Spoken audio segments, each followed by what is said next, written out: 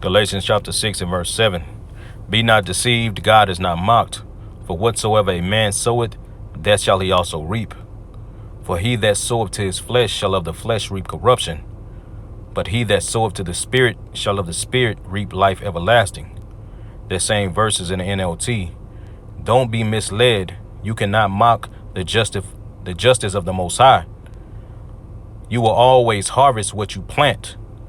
Those who live only to satisfy their own sinful nature will harvest decay and death from that sinful nature. But those who live to please the Spirit will harvest everlasting life from the Spirit. All right, first off, I want to give all praises, honor, and glory unto Yahweh, Bahashem, Yahweh Shai, Bahashem, Rachakwadash, double honors unto the apostles of Great Millstone and teaching well. As always, peace and salutations unto the elect. This is the brother Benaiah from the Great Millstone Dallas branch, and I'm going to entitle this lesson, The Story of the Two Wolves. Which one will you feed? All right, because every day we're faced with a choice. All right, every day the Lord gives us, all right, to open our eyes. We're faced with the opportunity of feeding, all right, a wolf, you see.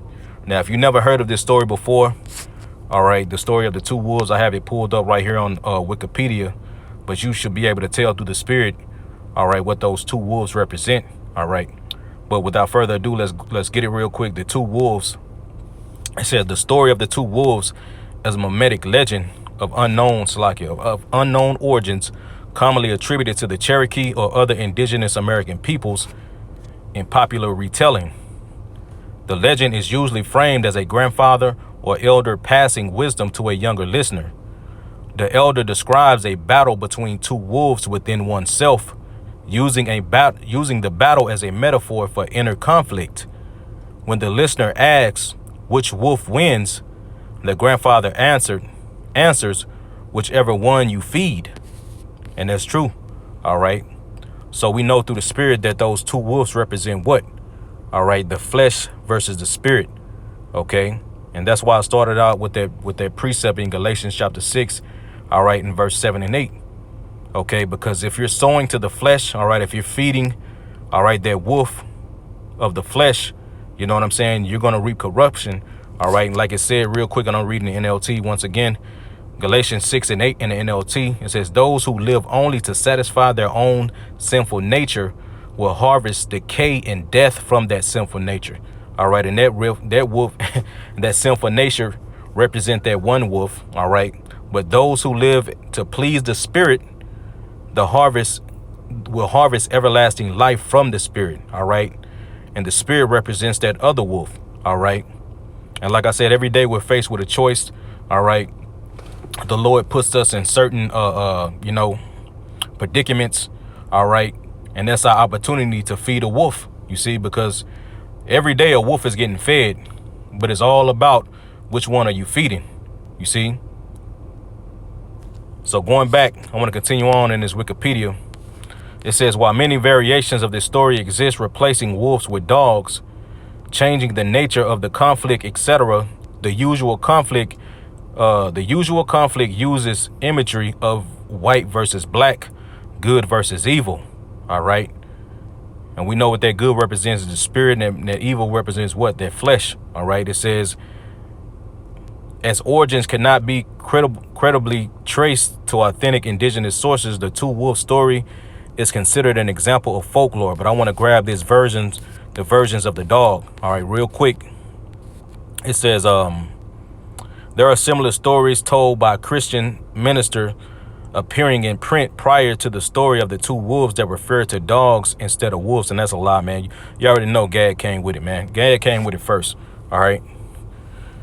Esau like to contribute, you know what I'm saying, everything to himself. But anyway, it says the early variations of the story were published in the Daily Republican. All right. I don't even know how to say that. Pennsylvania. All right. On November 16th, 1962. All right. William J. Turner Jr. prefaced a meditation of the two natures within Romans 7. All right. Verses 18 and 19. And we know that goes into when Paul was basically saying, real quick, I'll grab it. All right. Going into the nature of the Spirit. But, well, you know, you get it. You can go read it for yourself. All right. I'll pull it up right here. It should pop up a little thing, man. Romans 7 in verse 18 and 19, it says, For I know that in me, that is in my flesh, dwelleth no good thing.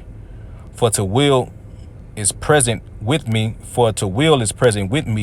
but how to perform that which is good I find not. For the good that I would, it's like it says, for the good that I would, I do not, but the evil which I would not, that I do. All right. And Paul was basically going into that battle between the lust of the flesh. All right. Like Yahushua said himself, man, the spirit is willing, but the flesh is weak. You see? All right. And that's that constant battle, all right, that we face in this current walk. You see that all the believers, you know what I'm saying? You believers out there, all right, following after Yahushua HaMashiach, all right, this is something that you face with every day. All right, that battle between the flesh and the spirit. All right, and which one are you going to feed?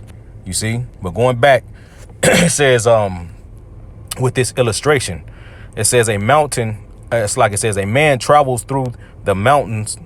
A man traveling through the mountains comes upon an old mountaineer who had two dogs.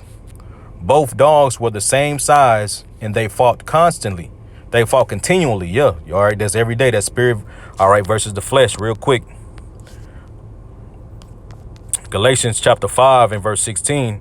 And I'm gonna grab this same verse as well in another version, but I'm gonna start out right here. Galatians 5 and 17. It says, for the flesh lusteth against the spirit, and the spirit against the flesh. And these are contrary the one to the other, so that ye cannot do the things that ye would. All right. Let's go into that fight that we read about. All right. With these two dogs, you see, they're fighting. Like it says, both dogs were the same size and they fought continually. It says the visitor asked the mountaineer which dog usually wins. And the old fellow studied for a moment, spat over the fence and said, the one I feed the most. And that's right. You see? So this particular dog or this particular wolf that you're feeding the most is going to be the one that wins, man. Okay. It's going to always override the other. And that's why it's important. All right. That you're feeding the spirit. All right. You're feeding that spiritual wolf. All right. Versus that corner wolf, man. Versus that fleshly wolf. All right. Because as the scriptures say, all right, we know that a carnal mind is what? Is death. Romans chapter 8. Okay. Real quick. Let me see. I want to get this in the GNT. Let's see what it says in the GNT. Let's go to Romans chapter 8. Romans chapter 8. All right. In verse 6 in the GNT, it says, to be controlled by human nature results in death. To be controlled by the spirit results in life and peace. Like we just read, all right, in Galatians chapter 6, all right, about he that soweth to the flesh, all right, shall reap corruption, but he that soweth to the spirit shall reap life everlasting. It says, and so people become enemies of God when they are controlled by their human nature, for they do not obey the Most High's laws, and in fact, they cannot obey it. It says, those who obey their human nature cannot please the Most High. You see? But you do not live as your human nature tells you to. Instead, you live as the spirit tells you to. All right. It says, if in fact the Most High Spirit lives in you, it says, whatever does not have the spirit of Hamashiach does not belong to him. You see? And that's why it's important that, you know what I'm saying, with these particular things that we face in our daily lives, when we were brothers, when we were around, brothers, and we were walking by ourselves, you know what I'm saying? All right. It's a constant battle, man. And we constantly, you know what I'm saying? Like even Paul understood, you know what I'm saying, that we ain't gonna win. We ain't gonna win all the time. But everything, you know what I'm saying, the wolf that we should be feeding the most, man, is what? That spiritual wolf, man. You see? Because like we just read, like that one is gonna always overpower the other, man. You see? So just like that visitor that was traveling through the mountain asked that mountaineer, all right, which dog usually wins? And he said, the old fella studied for a moment, spat over the fence and said, the one I feed the most. All right. And that's why it's important, all right, that we feed the spirit, because especially in the times that we coming into, man, you see, because if that fleshly wolf, all right, is stronger than that spiritual wolf, you see, then you're going to end up, folding, and you're going to end up taking that MOTB. You know what I'm saying? Because you got to understand, man, these people of the world, these people, what you already know what wolf they feeding. You know what I'm saying? Every little thing, everything they feed, they're feeding their flesh. They feeding that fleshly wolf, man. You see? And that's why it's going to be so easy for them, all right, in that day, that flesh, all right, that fleshly wolf is going to overpower their spiritual wolf, man. You see? But they got to be it can't be like that with us, man. Our spiritual wolf has to overcome or conquer our fleshly wolf, man. You see? And that's something, and that's a fight that we all go through within this truth, man. You see? So I want to go real quick. I want to get this in. I want to get that Galatians again, and I want to read it in the MSG version. All right. Galatians chapter 5 and verse 17. I'm gonna start at verse. I'll start at verse 16 in the MSG. It says, "My counsel is this: live freely, animated and motivated by the Spirit." You see, then you won't feed the compulsion of selflessness. For there is a root of sinful self-interest in us that is at odds with the free spirit, just as the free spirit is incompatible with selflessness. Yeah, that's right, man. You see, so it's that constant war, that tug of war that's going on inside of us, man. You see, when you're faced with these particular things that walks in your life, all right, but particular obstacles